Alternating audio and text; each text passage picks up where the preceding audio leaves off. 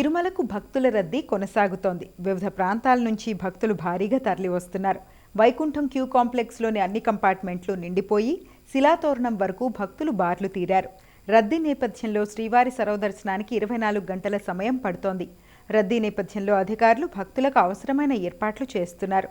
తిరుమల శ్రీవారిని మంగళవారం 71,000 మంది దర్శించుకున్నారు. తిరుమలను వర్షాలు ముంచెత్తుతున్నాయి. వారం రోజులుగా వీధులన్నీ వర్షపు నీటితో తడిసి ముద్దవుతున్నాయి. ప్రతిరోజు ఉదయం సమయంలో భారీగా వర్షం కురుస్తుండటంతో శ్రీవారి దర్శనానికి వెళ్లే భక్తులు ఇబ్బందులకు గురవుతున్నారు.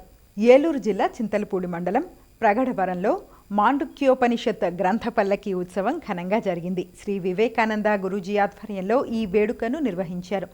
అందంగా అలంకరించిన పల్లకీలో మాండుక్యోపనిషత్ గ్రంథాన్ని ఉంచి గ్రామంలోని వీధుల్లో ఊరేగించారు. మార్గమధ్యలో ప్రతి ఆలయంలోనూ పట్టు వస్త్రాలు, గ్రంథంతో కూడిన సారె సమర్పించారు.